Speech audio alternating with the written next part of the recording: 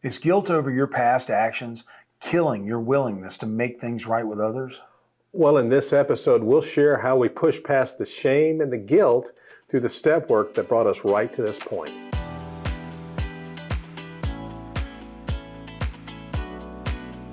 Well, it's August 8th, and it's time for another double shot from My Sober Truth.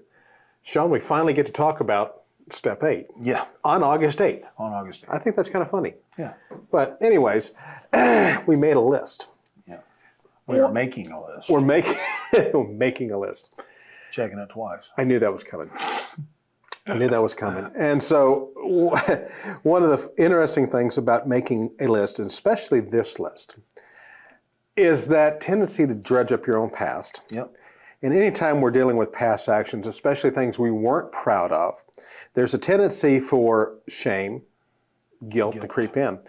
And I don't know about you, but I know for some people that can send some folks into a spiral, make them shut down, make them pull back from this step. Absolutely. And so my question for you today is this, is that how did guilt over your past impact your willingness to make things right with other folks?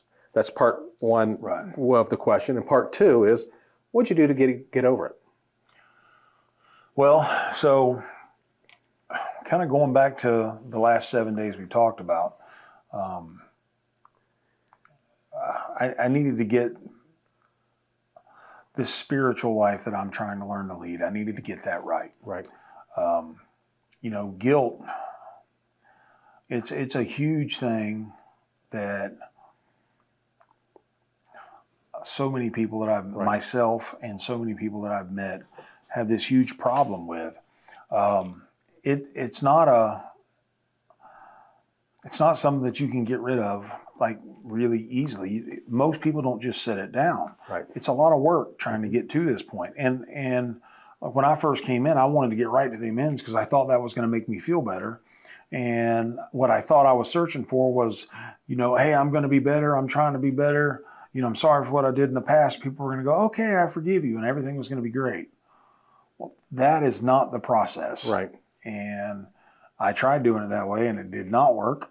And I got spanked a little bit, and my sponsor picked me up and set me back on the right course. And I started doing the work that I needed to get to the place where I was spiritually fit enough to start making amends. Right now, we're just talking about making a list. A list is hard to make when you have two things built up inside you, guilt being one, but then you have this guilt that also goes along with this resentment, because if anybody else is like me, there was a lot of people that I had wronged, but I also held resentments against them because they had wronged me as well. Right. So keeping that in mind, it was hard to make the list. Who do I tell I'm sorry? Who do I try to make an amends to? So that was the reason that I needed this spiritual peacefulness before I could really jump into making this list. Right. There's this, how do you do all of that? There's an old saying I like that I've heard around the rooms a lot. If I want to feel better, I got to be better. Right.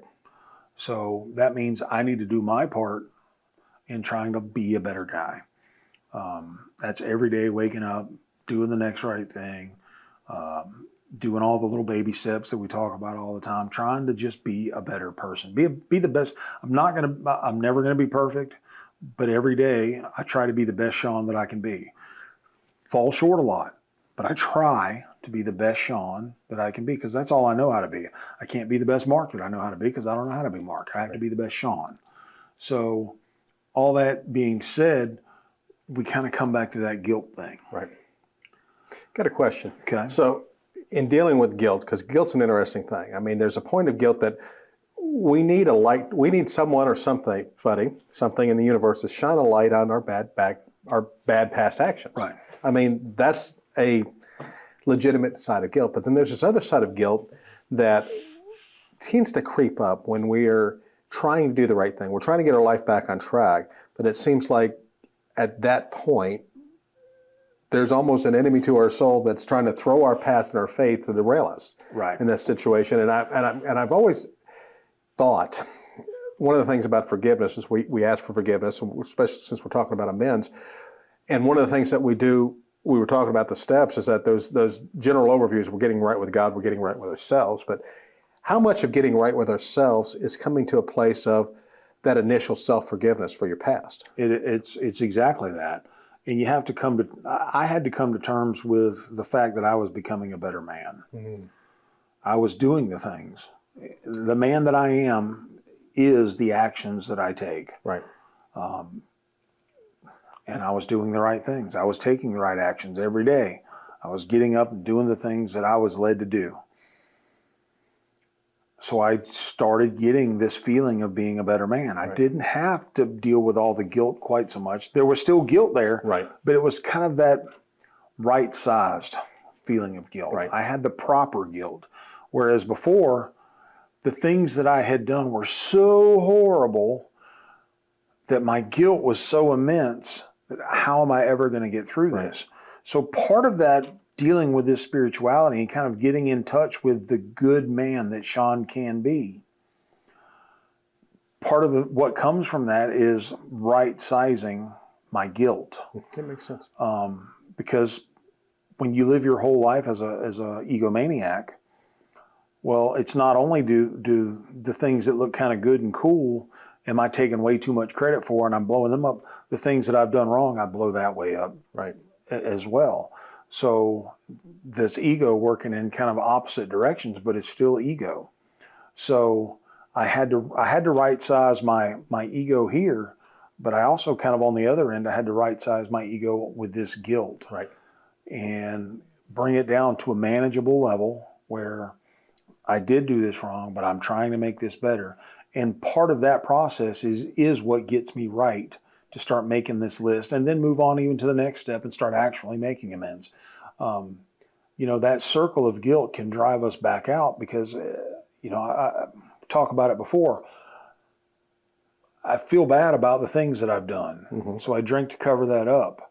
When I drink, I lower my inhibitions and I do more things that I feel guilt about. And then I wake up the next day and I feel guilty about those things on top of the ones I already felt. So I got to drink some more or use some more or whatever. And it's this continuous cycle of guilt that I lived in for 20, 30 years of always feeling guilty about basically not being the Sean that I should be. Right. And once I started to become that man, the man that I could stand to look in the mirror at, the guilt started getting right size, and I started realizing kind of where we're at right now, which is I'm going to have to make these amends, not so much to hear I'm sorry or I accept your apology from the people that I'm making the amends to, but I just need to get some peace in myself. Right. I can't move forward and live my best life if I'm not in peace. Absolutely, absolutely correct. It's almost like, as you're talking, what comes to mind is that you had to come to terms with, in steps 1 through 7, even with the fact that you could be a good man. Right, absolutely. I didn't think I could. Yeah, you almost had to have that mindset shift that, there is hope for me, there's a possibility for me. And then again, speaking to what I asked you before, is that there's that tendency for guilt and shame to creep back in, especially when you start making the list, because all of a sudden your past is on display. It's on display for you to remember. And so again, if you feel yourself buttons being pushed in this area, remember to take a step back. Yeah, absolutely. And have the hope that you might be a good person underneath. We're just carving it out. Yep, so absolutely. Great topic. Let's wrap this up by posing this question to our viewers today, because I'd like to hear their take on this, Sean. So folks, how did guilt over your past impact your willingness to make things right with the folks you've wronged?